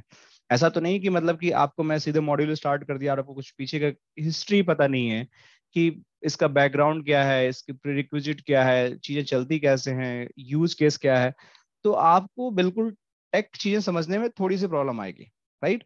सो इसलिए जब भी हम स्टार्ट करते हैं अपने कोई भी सेशन, तो हम प्रीरिक्विजिट पे, हम फाउंडेशन में बहुत काम करते हैं, then will go for the officially module, right, जो हम अभी उस पोजीशन पे हैं कि आफ्टर टुडे सेशन पे कि हम अब उसको स्टार्ट कर सकते हैं कि भाई हमारा फायरवॉल का कैसे कैसे क्या क्या कॉन्सेप्ट होता है, इसका आर्किटेक्चर क्या होता है, कैसे हमारा फायरवॉल का आर्किटेक्चर होता है, single pass with the parallel processing architecture क्या होता है, इसके अंदर कैसे कैसे आपका पैकेट फ्लो होता है, क्या आपकी पैरेलल प्रोसेसिंग में जो हार्डवेयर लगे होते हैं वो क्या करते हैं, कैसे प्रोसेस करते हैं पैकेट को, वो सारी चीजें हम एक एक चीज, सीपीयूज, रैम, कैसे कैसे डुअल कोर, सिंगल कोर का मतलब क्या होता है, ये डिस्कस करेंगे, राइट। सो आप लोग टेंशन मत लो, ये ऑलमोस्ट स्टार्ट होने वाला है। सो आप लोगों का क्वेश्चन है तो पूछ सकते हो, राइट, जब तक हम इसको वेट कर रहे हैं। It is going to be start, then will move on, क्योंकि ये टाइम लगेगा 2 4 5 मिनट और। So anyone having anything in your mind, we can have a discussion, क्योंकि हमारे पास फ्री टाइम है अभी फिलहाल। Sir Cisco ASA and Palo Alto में मेन डिफरेंस क्या होगा? मतलब जैसे मैं सिस्को एएसए पे मैं काम करता हूँ, तो पोलो हाँ अल्टो हाँ। का मुझे डिफरेंस, कि पोलो अल्टो के लिए बिल्कुल न्यू हूँ। हाँ। अच्छा अच्छा। देखिए सिस्को ए से भी जो फायरवॉल है और जो पोलो ऑल्टो फायरवॉल है, राइट, ये दोनों ही आज के डेट में नेक्स्ट जनरेशन फायरवॉल है, राइट, और ये भी नेक्स्ट जनरेशन फायरवॉल है। तो अच्छा, आप पिछले क्लास में नहीं ज्वाइन किए थे, चलो मैं फिर भी आपको थोड़ा सा ब्रीफ कर देता हूँ। तो दोनों ही फायरवॉल हैं एंड दोनों ही नेक्स्ट जनरेशन फायरवॉल हैं, लेकिन टोटल डिपेंड करता है कि डिमांड एंड सप्लाई पे, राइट। सिस्को की पूरी मार्केट में मोनोपोली है, राइट। सो सिस्को की जो मोनोपोली पूरी मार्केट में है, सो इसके बहुत वेंडर्स हैं, मतलब वेंडर्स का मतलब कि बहुत सारे इसके क्लाइंट्स हैं। बट पोलो ऑल्टो का क्या है कि कुछ ऐसे फीचर्स हैं पोलो ऑल्टो के, जिसकी वजह से पोलो ऑल्टो का मार्केट कैप, जैसे नेटवर्किंग में सिक्योरिटी, नेटवर्किंग की जब बात करते हैं, सिस्को का पूरा मोनोपोली है कि सिस्को राउटर के लगेंगे, मतलब राउटर लगेंगे तो सिस्को के लगेंगे, स्विच लगेंगे सिस्को के लगेंगे। लेकिन जब फायरवॉल की जब बात आती है तो कहीं ना कहीं सिस्को बहुत पीछे है अभी। उसमें पोलो ऑल्टो, चेक पॉइंट एंड जो फोर्टिनेट है, ये लीड कर रहे हैं, क्योंकि इनका प्रोडक्ट काफी बेटर है, काफी बेस्ट है। लेकिन जो सिक्योरिटी का जो जो स्टेक है, कॉन्सेप्ट है, वो दोनों का, ये चारों का कितनी, सबका सेम है, सबका काम है सिक्योरिटी देना। बट डिपेंड करता है कि उनकी रेटिंग कैसी है, उनकी परफॉर्मेंस कैसा है, उसका ईज ऑफ मैनेजमेंट कैसा है, उनके पास फीचर कैसे कैसे हैं। तो उस हिसाब से अगर कंपेयर करते हो, सिस्को काफी लैक करता है बहुत सारे फील्ड में पोलो ऑल्टो से। देखो यहाँ पे अगर कंपेयर करोगे सिक्योरिटी परफॉर्मेंस पोलो ऑल्टो की और सिस्को की बात करते हैं, तो पोलो ऑल्टो फार अवे है सिस्को से। वैल्यू फॉर मनी भी इससे बेटर है, इम्प्लीमेंटेशन भी इससे बहुत इजी है, मैनेजमेंट भी बहुत इजी है, सपोर्ट भी सिस्को का और ऑलमोस्ट पालो अल्टो का सेम है, क्लाउड फीचर भी ऑलमोस्ट सेम है। बट 3 4 सेक्शन में ये लीड कर रहा है पोलो अल्टो, तो कहीं ना कहीं सिस्को लैग कर रहा है। तो सबसे बड़ी बात कि इसकी फीचर की वजह से इसकी ग्लोबली एडॉप्शन जो है पोलो अल्टो की बहुत ज्यादा है, people are love to use the Palo Alto firewall. So जब पोलो अल्टो फायरवॉल, जब आपका हाई डिमांड है, तो फिर आपके इंजीनियर्स की भी हाई डिमांड होंगी। तो जब आपके पास नॉलेज है तो आप अच्छी जॉब पे जा सकते हो, you can upgrade your self, आपकी सैलरी इंक्रीज हो सकती है, प्रोफेशनली ग्रोथ हो सकते हो।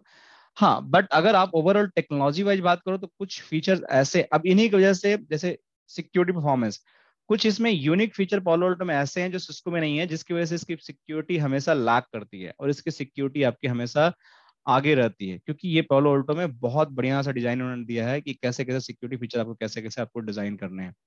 तो वो मैं जब single pass with parallel processing architecture बताऊंगा तो उसमें आपको समझ में आएगा कि क्या क्या इन्होंने डाला है, ऐसी चीजें जो सिस्को एएसए के अंदर नहीं है, जिसकी वजह से सिस्को एएसए पीछे चल रहा है या बाकी फायरवॉल पीछे चल रही हैं। ठीक है रंजीत जी। ओके तो सर। कहने का मतलब ये है कि आपको बेसिकली पोलो ऑल्टो की आज की डिमांड बहुत ज्यादा है, और इंजीनियर्स की, मतलब अगर आपको नॉलेज है तो हर कोई चाहता हायर करना आपको। Yes sir. मैं एक बार ट्राई करता हूँ, अगर ये रेडी हो गया हो तो। मेरे यहाँ सर अभी पोलो अल्टो पीओसी में है एक्चुअली। यूसी में? अच्छा अच्छा। इसलिए मैं चाह रहा हूँ कि इसके पहले पोलो अल्टो थोड़ा ये कर ले। आप आईआईटी पटना में हो क्या? यस सर, इसका डेट, हाँ मैं आईआईटी पटना में इसका डेटा सेंटर में ही देखता हूँ। अच्छा, आईआईटी पटना ग्रेटर सेंटर आप देखते हैं, right. Yes sir. Good good. So किसी एमएनसी से टाई अप है, मतलब कैसा है उनका? नहीं सर, मैं सेंट्रल गवर्नमेंट एम्प्लॉय हूँ। अच्छा, central government employ. Good good yes good yes. Good. कौन से मतलब सेक्टर बता सकते हैं तो थोड़ा सा मैं कंप्यूटर सेंटर में हूँ सर, अच्छा, सीसी कंप्यूटर। बोलते हैं। Yes sir. अच्छा अच्छा। Actually good good. Computer centre हर आईआईटी को क्या करता है ना, सर्विसेज प्रोवाइड करती है, लाइक जितने भी नेटवर्क से रिलेटेड हाँ, एंड जितने भी, तो मैं उसी तो में। आप थोड़ा सा हमारे व्यूअर्स को अगर बताएं कि मतलब कि if someone is trying to make a career in the IT field, like जैसे आप हो गवर्नमेंट सेक्टर्स में, तो क्या करना पड़ता है इसके लिए? जैसे मेरे को भी बहुत कम आइडिया है, ट्रस्ट में, क्योंकि मैं मेरे को एक्सपीरियंस काफी अच्छा है, but I am doing well in the private sector, so मैं कभी सोचा ही नहीं। बट कई लोग जैसे खासकर कहना तो नहीं चाहिए, बट सॉरी फॉर दैट, कि हमारे बिहार यूपी के जो हमारे स्टूडेंट्स होते हैं, दे हाईली मतलब मोटिवेटेड कि हमें गवर्नमेंट सेक्टर में जॉब चाहिए तो मतलब कैसे, अगर आईटी फील्ड से कोई बंदा है, इंजीनियरिंग कर रखा है, right, and he want to move, so आपने कैसे प्रिपरेशन किया, कैसे जॉब को क्रैक किया है, मतलब थोड़ा सर सा अगर। सर मैं बेसिकली 4-5 आईटीज कंपनी में ही काम करता था। इवन मैं लास्ट छोड़ा हूँ आईबीएम में एज ए प्रोजेक्ट मैनेजर। अच्छा अच्छा तो अच्छा। राउटिंग एंड स्विचिंग में सीसीआई किया हूँ अच्छा। बेसिकली। फायरवॉल्स वगैरह पे नॉलेज नहीं था। हाँ हाँ हाँ। तो अभी मैं जब आईआईटी पटना में जब ज्वाइन करा तो देन मुझे फायरवॉल मतलब सिक्योरिटी का भी पार्ट मिल गया मुझे। तो अच्छा अच्छा। अभी तक तो मैंने खुद से स्टडी करके पूरा हैंडल कर रहा हूँ, आईस, कॉल मैनेजर, अरे वायरलेस, वाह, टोटल मतलब। मतलब सारे डिवाइसेस में देख रहा हूँ खुद से। बट कहीं हाँ। ना कहीं फायरवॉल्स में मैं अभी भी फंस जाता हूँ। तो मुझे अच्छा। पूरा डीपली नॉलेज के लिए मैं क्लासेस ले, और अभी मेरा पीओसी भी चल रहा है, तो मैं सोचा कि क्यों हाँ ना उसके पहले सीख लो सो हाँ। दैट आगे नहीं मुझे इजी होगा। तो नहीं सर नहीं, गुड गुड। गवर्नमेंट सेक्टर में बेसिकली देखिए हर आईआईटीज में डेटा सेंटर है इसका खुद का, मतलब इन हाउस मेलिंग का हो, मतलब ये हम्म। क्या है ना कि क्लाउड पे कम लोग ये करते हैं, जस्ट अच्छा अगर अच्छा। सिक्योरिटी की वजह से। तो अभी हम्म। जस्ट हम लोग अगर देखा जाए तो हर आईआईटीज में मतलब सिस्को बेस पे, मतलब सिस्को सिस्को ही ज्यादा चल रहा है यहाँ पे हर अच्छा। आईआईटीज में। हाँ। अभी क्या है ना सर, वैकेंसीज तो आते ही है उसमें, सीसीआई सीसीएनपी लोग मांगते हैं, मतलब क्लियर अच्छा अब आने लगा है, पहले नहीं होता था बट अब आने लगा है। अच्छा अच्छा अच्छा। तो बेसिकली आपने प्राइवेट सेक्टर से ही मतलब मूव किया, मतलब मूव गवर्नमेंट करके, सेक्टर में? हाँ सर, हाँ हाँ हाँ। बिल्कुल सो सर। जैसे आईबीएम में आपने ऐसे काम किया, तो how feeling like comfortable, like ऐसे हम बात करते हैं लग्जरी कॉर्पोरेट लाइफ के, जैसे आईबीएम हुआ, एचसीएल हुआ, विप्रो, तो इनका काफी कॉर्पोरेट कल्चर काफी अच्छा होता है, लग्जरी होता है, तो वो कैसा वहां पे है मतलब गवर्नमेंट सेक्टर में देखिए, अगर अब प्राइवेट की बात करेंगे एमएनसीज की, तो हाँ। फैसिलिटी देखिए गवर्नमेंट का कुछ है नहीं, ऐसे बात नहीं, बट सैलरी नहीं होती सर, अच्छा, सैलरी नहीं होती? नहीं होती। हाँ प्राइवेट में अच्छी सैलरी होती है, अगर हाँ एज हाँ। पर नॉलेज अगर अच्छी है तो अच्छी आप ले सकते हैं, अदरवाइज सैलरी गवर्नमेंट में नहीं। अगर आप चाहते हैं कि बिल्कुल काम ना करें, आराम से बैठे रहे, तो फिर गवर्नमेंट सेक्टर ठीक है मतलब प्रेशर नहीं है, राइट? प्रेशर नहीं होता है इधर। हाँ। क्योंकि मैं ये प्राइवेट से गवर्नमेंट में आया तो मैं देख पा रहा हूँ कोई प्रेशर नहीं है सर, डाउन हो गया ठीक है सर, आ रहा हूँ देखता हूँ, देख आराम से दूंगा देख हाँ, लूंगा, कोई प्रेशर कोई नहीं आउटेज है। का ये उतना नहीं होता है। गुड गुड गुड तो मतलब ये है। काफी। बट एनुअली अप्रेजल वगैरह काफी काफी कुछ वहां पे मतलब कम होता होता है होगा, right? सर, कम होता है कंपेयर टू प्राइवेट, अगर अच्छी अच्छा अच्छा नॉलेज है तो। अच्छा अच्छा। अच्छी नॉलेज है तो, डिपेंडेंसी है तो। हाँ। जैसे मुझे ही चलो। सर अच्छा पैकेज भी प्राइवेट में मिल जाता है, मैं मतलब एज पर नॉलेज मैं देख रहा हाँ हूँ, तो अभी रिसेंटली मैं 2 कंपनीज में इंटरव्यू जस्ट देखा कि गवर्नमेंट से फिर प्राइवेट में जाता हूँ, हाँ तो हाँ। मेरे पास ऑफर लेटर आ गए बट ज्वाइन नहीं किया, अच्छा अच्छा क्योंकि मुझे क्लाउड पे जाना है, मुझे सिक्योरिटी में अच्छा। क्लाउड के ऊपर जाना है। सिक्योरिटी में क्लाउड के ऊपर जाना है। सर सारे आईटीज भी मूव होने लगे हैं क्लाउड पे, अभी हम लोग रिसेंटली माइक्रोसॉफ्ट पे मेलिंग, पहले मेरा जिमरा इन हाउस था, तो अभी हम्म। रिसेंटली 365 पे मूव हुआ है मेलिंग का। ओहो। तो इन फ्यूचर आगे तो फायरवॉल्स ये सब तो होना ही है सर। डेफिनेटली। तो मैं अपने जितने भी हमारे टेक कलीग्स हैं जो ग्लोबली हमें देखते रहते हैं, राइट, सो यूट्यूब के माध्यम से अलग अलग चीजें, तो मैं यही हमेशा बोलता हूँ कि देखो, फ्यूचर जो है इज अ क्लाउड। आपको हमेशा सैसी, क्लाउड, क्लाउड सिक्योरिटी, यही सब फ्यूचर है, they are like highly skilled, कि अगर यस सर। आपके पास नॉलेज है तो आप इतना पैसा इस पे आप अर्न कर सकते हो कि आप मतलब एक मतलब सोच भी नहीं हाँ, सकते सही मैं बात। ट्रस्ट में मैं कहना नहीं चाहिए, लेकिन एक आईएएस आईपीएस ऑफिसर्स होते हैं, अगर उनकी 1 नंबर की सैलरी, जैसे अगर मतलब जो भी उनकी सैलरी डिफाइन होती है, जो एक्स्ट्रा होता है उसको छोड़ दीजिए, तो उससे ज्यादा कमाते हैं प्राइवेट वाले करेक्ट करेक्ट सर, है तो सर, मेरे फ्रेंड लोग हैं सर, मेरे से हाँ, बहुत ज्यादा पैसे ले रहे बहुत ज्यादा, कि मतलब कि आपको मतलब कभी हमने सोचा नहीं था कि मतलब कि किसी का 10-15 ईयर का एक्सपीरियंस होगा और 8-9 ईयर का एक्सपीरियंस होगा, they are going to withdraw more than 50-60 lakhs right in private sector, वो भी नेटवर्किंग में और Yes, क्लाउड yes. में, जो आजकल इजीली है, लोग ले रहे हैं राइट। क्यों ले रहे हैं? Mhm. क्योंकि उनके पास उस लेवल का नॉलेज, जैसे आपने सीसीआई कर रखा है right, so you can know Yes, कि सीसीआई का क्या करना अपने आप में ही चैलेंज होता है राइट। correct, sir. सो सीसीआई का लेकिन एग्जाम क्लियर करना, उसको नॉलेज को कैरी करना, साथ में एग्जाम तो क्लियर करना बट उसको हमेशा अप टू डेट रखना, वो भी एक बड़ा चैलेंज है। तो सीसीआई वगैरह सर तो मैं आईआईटी पटना ज्वाइन करने के बाद मैंने करा है। पहले मेरा अच्छा सीसीएन सीसीएनबी ही था। अच्छा अच्छा। यहाँ पे मैं स्टडी करते करते उसको भी मैं कर लिया। तो ये रिम्बर्समेंट गवर्नमेंट ने दिया या खुद से पॉकेट देना पड़ा आपको? नहीं सर, खुद अपना लगाता हूँ अच्छा अभी खुद। खुद करना पड़ता है। अच्छा खुद करना पड़ता है। Good good. रंजीत जी, काफी अच्छा लगा आपसे बात करके, इंटरेस्टिंग, इट्स सीसीआई का भी इंस्पायरिंग। 1 लाख से ऊपर है ना एग्जामिनेशन फी? 1 लाख नहीं दोस्त, आपको ऑलमोस्ट $1,600। मैंने रिसेंटली एग्जाम दिया है तो मुझे पता है, ठीक है। तो $1,600 प्लस आपको अभी तो कौन सा वर्जन दिया रंजीत जी आपने, मेरा कब सर दिया है? सिक्योरिटी में ही है सर। अच्छा सिक्योरिटी में ही, अच्छा आपने ये सर। इंटरप्राइज इंफ्रास्ट्रक्चर नहीं दिया। सो इसमें आपको बेसिकली $1,600 एग्जाम फीस है गजानंदी, प्लस आपको सबसे बड़ी लैब है इसमें, एसडीए की लैब्स होती है जो आप नहीं कर सकते अपने लैब पर, तो आपको कहीं ना कहीं से रैक रेंटल लेना पड़ेगा थोड़ा प्रैक्टिस करने के लिए, तो उसका चार्ज अलग है। और प्लस आपके टैक्सेस हैं इसके ऊपर, तो it is going to cost you around ₹2.5 lakh plus अरे प्रिपरेशन। बाप हाँ तो रे। इतना आसान नहीं है। सो इन्वेस्टमेंट तो करना पड़ेगा आपको अगर सीखना है तो। हाँ हाँ हाँ, थैंक यू। गजानंद, गजानंद जी आप भी कर लिए सीसीआई, कोई दिक्कत नहीं है, हो जाएगा, अभी बहुत स्टेबल है, थोड़ा हाँ, मेहनत करना पड़ेगा। रंजीत भाई पटना से, मैं भी पटना से ही हूँ, तो अच्छा अच्छा देखते अच्छा, हैं। अच्छा पटना से मैं आरा से जरूर। हूँ भाई। हाँ अच्छा अच्छा, तो पास में ही है, बेटा तो पास में है ना हम लोग का। हाँ। आप बेटा क्या हो गया मगर है? नहीं नहीं नहीं, कैंपस जो हम लोग का है वो बेटा में ना। अच्छा हाँ हाँ, right right right. Ara nearby है। ठीक ठीक। वैसे बिलोंग कहाँ से करते हैं? हाँ, मैं झारखंड रांची से हूँ। रांची से, ओके ओके। अच्छा। गुड गुड, अच्छा लगा आपसे बात करके। Thank you thank you. सबसे अच्छा लगा कि आप गवर्नमेंट जॉब में हैं, जॉब सिक्योरिटी है, इसके बाद भी आप लगे हुए हैं, स्ट्रगल कर रहे हैं। ऐसे ही लोग सक्सेस होते हैं, आगे नेक्स्ट लेवल पे जाते हैं। लगना तो पड़ेगा राइट यार। राइट। नहीं सर, वो वापस प्राइवेट में ही जाऊंगा सर। पैकेज लेके जाऊंगा, अच्छी पैकेज, इसलिए प्रिविलेज कर रहा हूँ।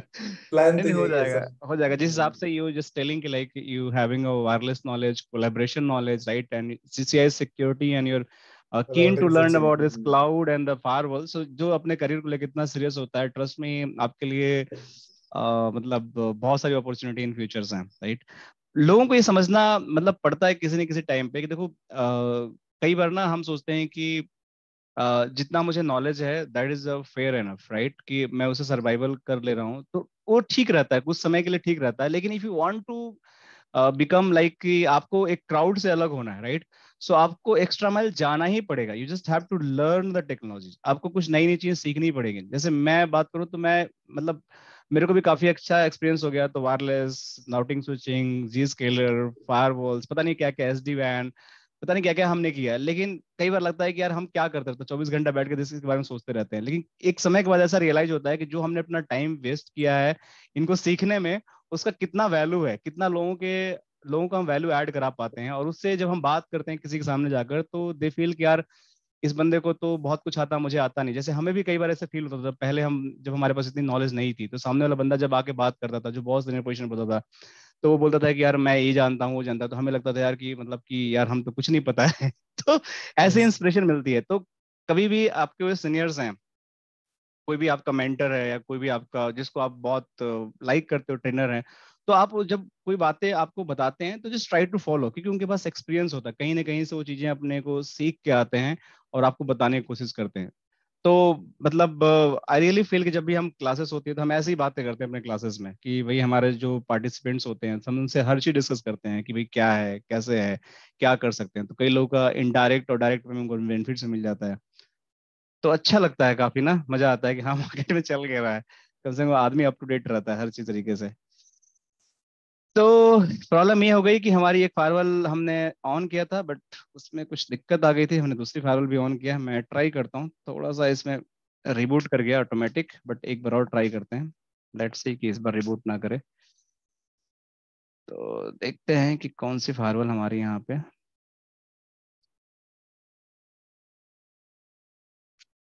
एडमिन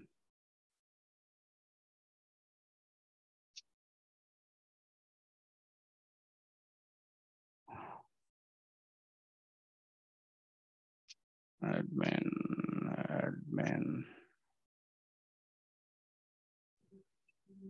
सर आपने पासवर्ड चेंज कर दिया था ना, मैं ऐसा नहीं कि वही पासवर्ड ले लो आपने चेंज किया। अरे एक्चुअली अरे क्या होता है कि ये एक्चुअली क्या होता है कि मेरी आवाज सत्यम मेरी के साथ आवाज इको हो रही है।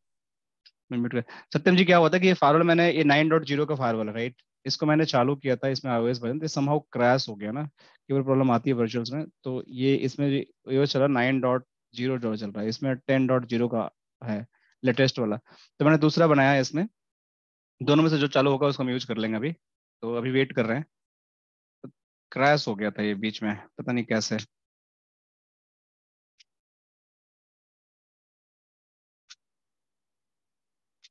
ये टाइम लगता है, जब भी फायरवॉल स्टार्ट करो ना तो आपको थोड़ा सा वेट करना पड़ेगा। 10 मिनट तो वेट करना ही पड़ता है, तब जाके ये चालू होता है फायरवॉल। सो लेट मी सी।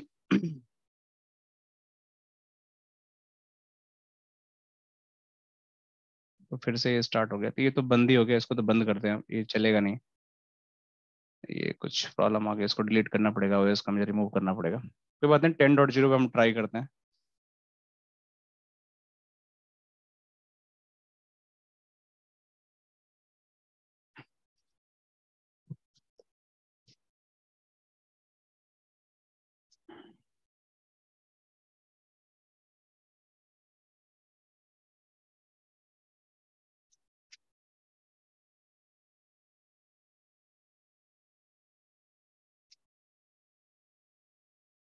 इसका पासवर्ड भी अजीबोगरीब है।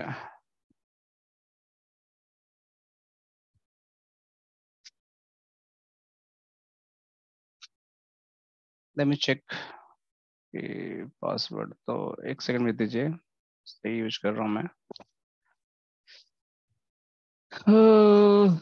कहाँ गया?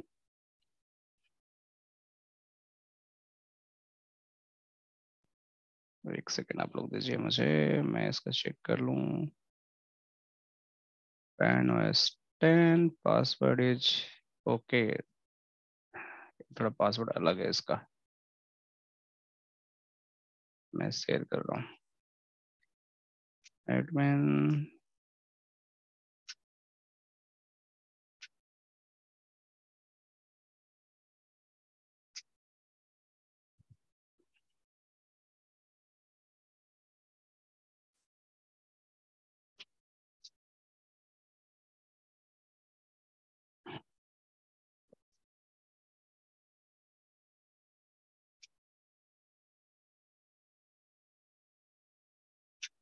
हो गया फाइनली। अगर रिस्टार्ट ना हो जाए फिर से,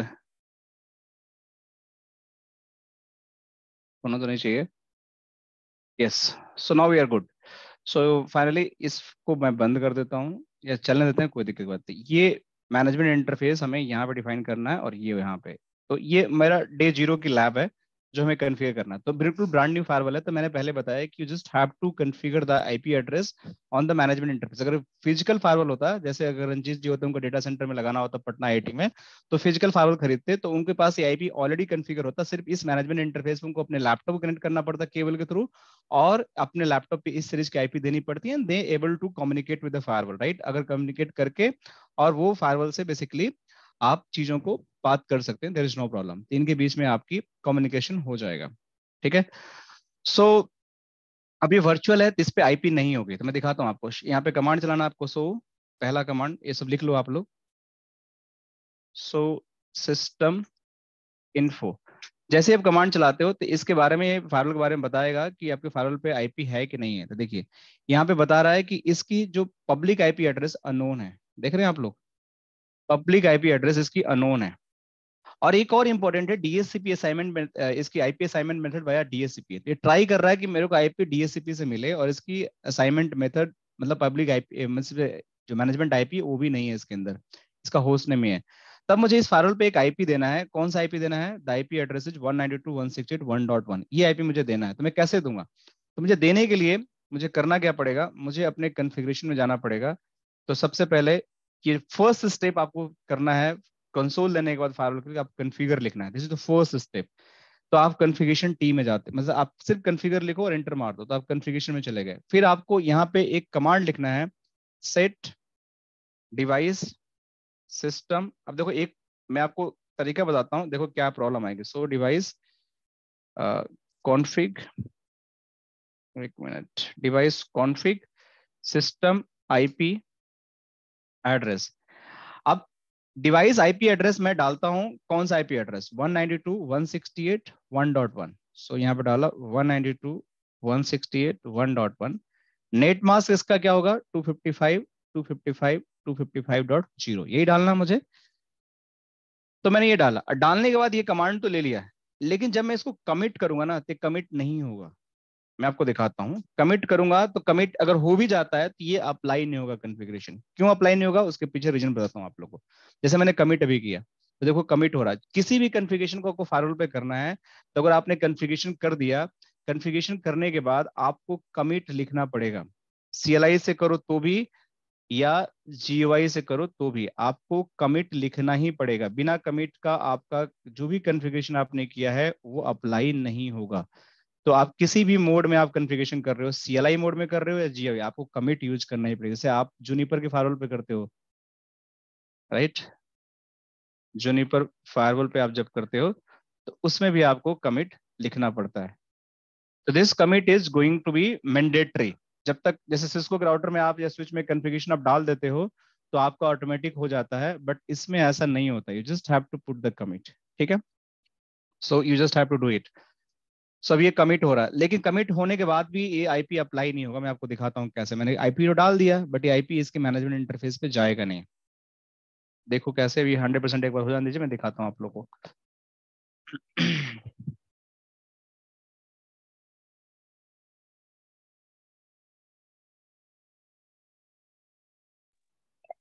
स्पेशल इंटरफेस में आईपी डालना पड़ेगा ना इंटरफेस के अंदर।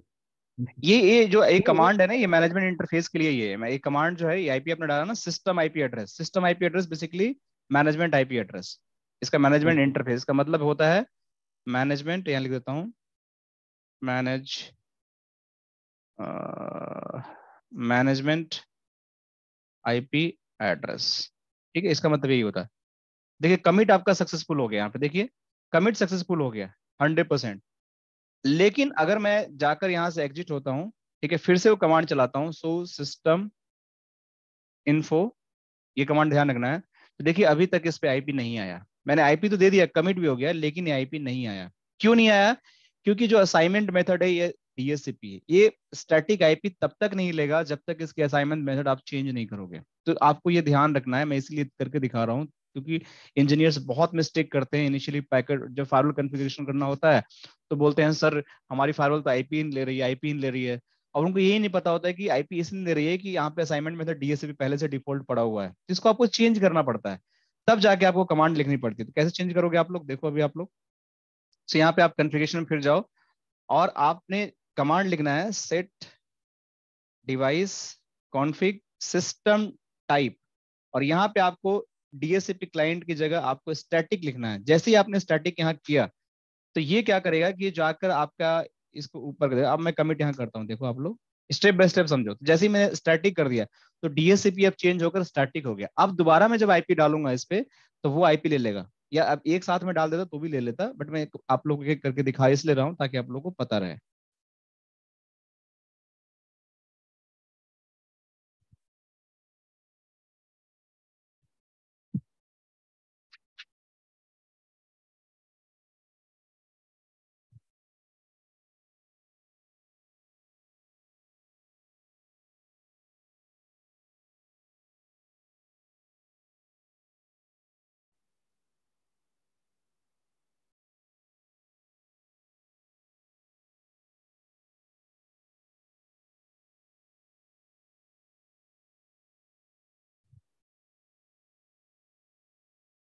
सो ये 98% हमारी कमिट हो चुकी है।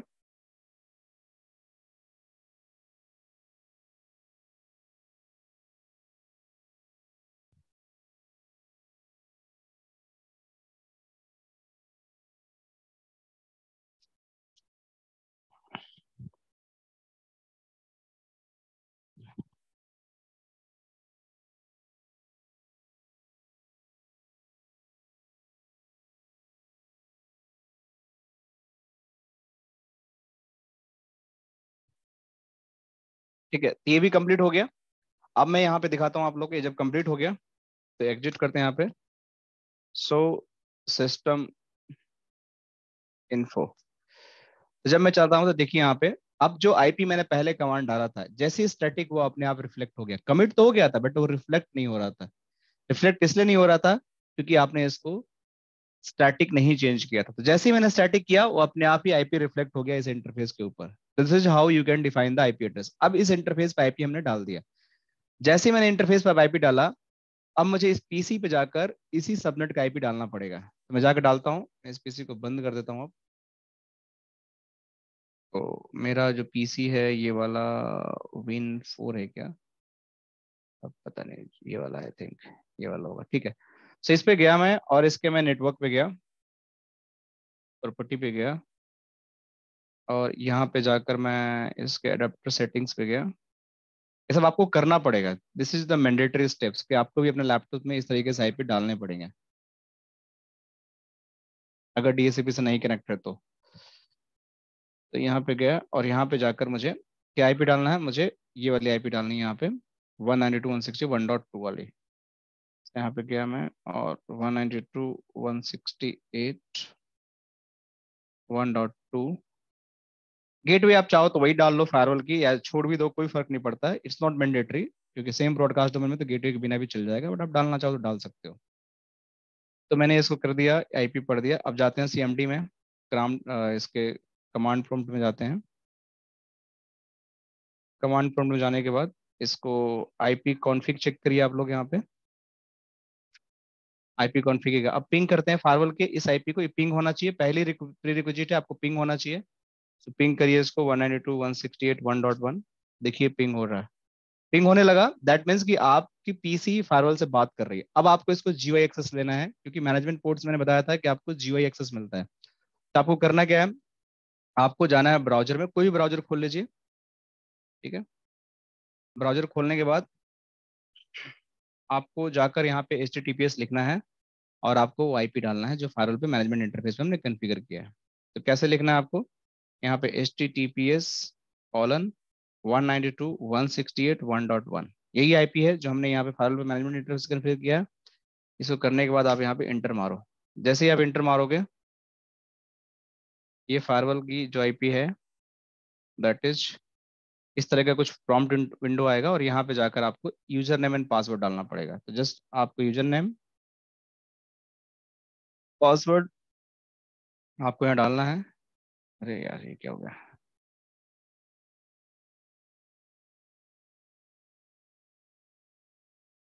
जैसे ही आप यूजर नेम पासवर्ड डालोगे, राइट, आपका ये फायरवॉल ये खुल जाएगा यहाँ से।